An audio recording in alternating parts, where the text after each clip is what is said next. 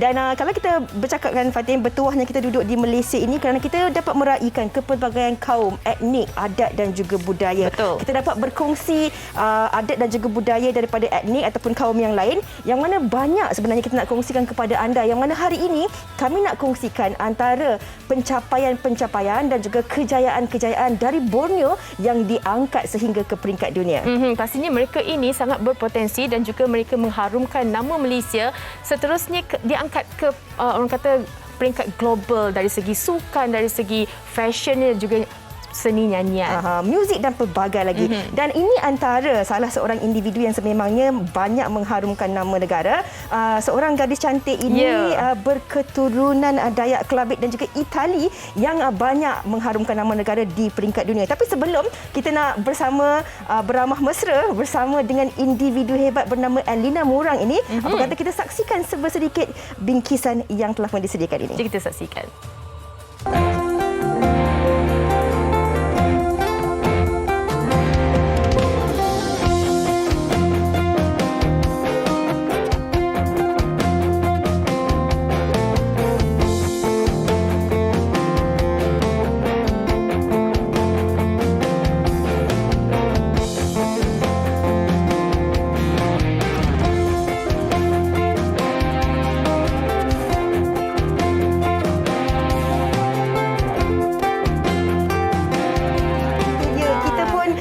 Dibuai dengan alunan muzik Sape itu sendiri. Betul. Dan sebenarnya kalau kita nak cakap tentang Alina Murang ini, ada banyak pencapaian yang telah pun dicapai oleh beliau. Antaranya pada tahun ini anugerah Best Asia and Pacific Music Video. Betul. Gelaran kehormat bagi kategori kostum terbaik di anugerah video muzik antarabangsa IMVA tahun ini di United Kingdom. Video klip tadi itu iaitu Warrior Spirit.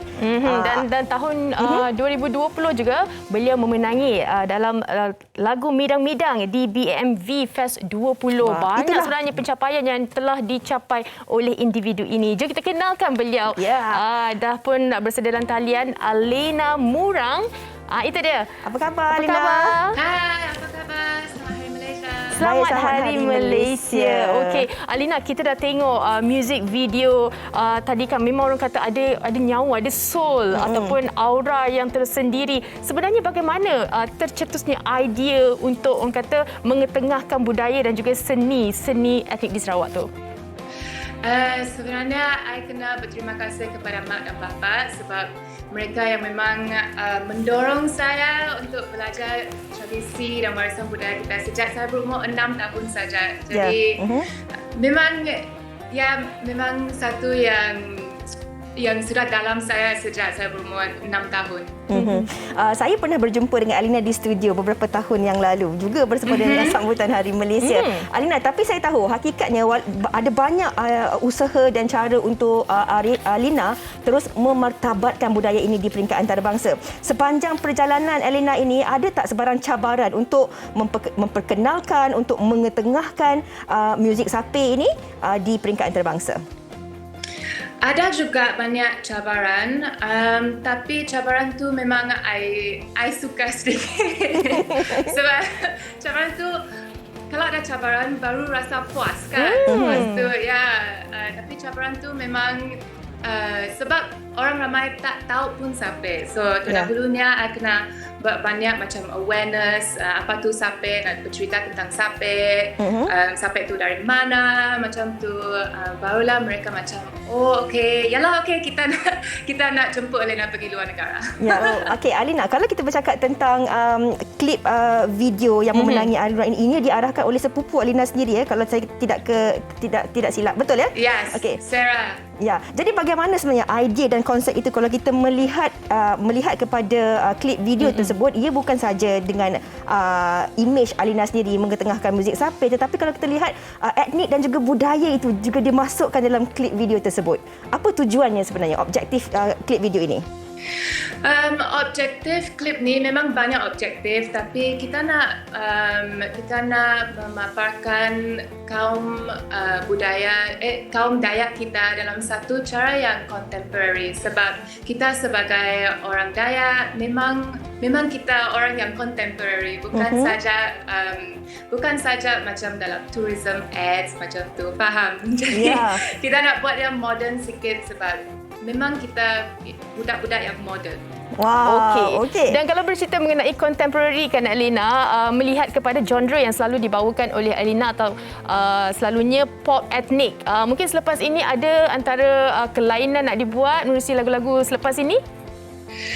Memang, so I baru release album bulan April lepas dan album tu memang ada lagu rock, ada lagu pop sikit, ada memang genre yang tercampur-campur. Jadi mungkin kalau sempat kita nak buat satu music video untuk lagu-lagu tu juga. Okey, kalau dah buat music videonya jangan lupa untuk kongsikan bersama dengan kami di Wanita hari ini.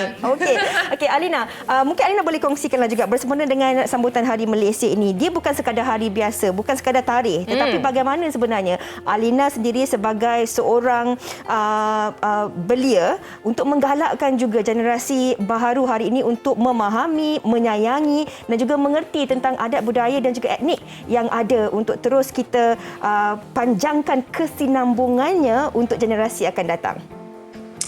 Saya buat macam ni juga. Terima kasih kerana menjemput saya hari ini. Saya harap belia-belia yang lain boleh juga tengok kalau main sape, kalau buat tarian tradisional, kita pun boleh jadi successful dan ia adalah satu yang sangat penting juga. Jadi saya harap belia-belia kita inspired untuk terus menceburi dalam bidang budaya dan warisan. Wow. Okey, Alina, mungkin ada yang tertanya-tanya ataupun nak mengikuti Alina secara orang kata di media sosial, mungkin boleh kongsikan Instagram atau Facebook? Boleh, Instagram saya Elena Murang, ALENA Murang. Facebook sama juga. Ya, dan kalau anda pergi ke Instagram Alina Murang ni, anda memang akan terkesima melihat Alina ni akan ada banyak juga kongsikan gambar-gambar memakai pakaian tradisional dan sebagainya. Jadi itu sebenarnya cara untuk mempromosikan dan juga mengetengahkan budaya-budaya ini kepada generasi yang akan datang. Tapi Alina, sebelum kita nak berehat, boleh tak berikan satu ucapan Selamat Hari Malaysia dalam bahasa Dayak Kelabit? Silakan. Dalam bahasa Dayak Kelabit, I belum prepare. Sikit-sikit boleh tak campur-campur? Bahasa Sarawak ke? Tapi I nak bagi tahu sesuatu dengan semua orang. Sebab orang di kampung saya sekarang tengok dan kampung kita memang kecil sangat.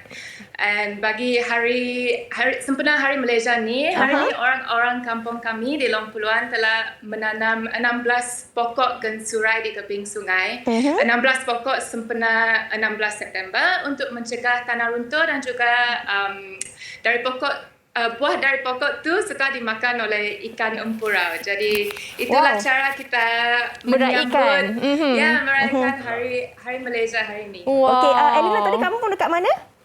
Dekat KL. Kampung Elina dekat mana?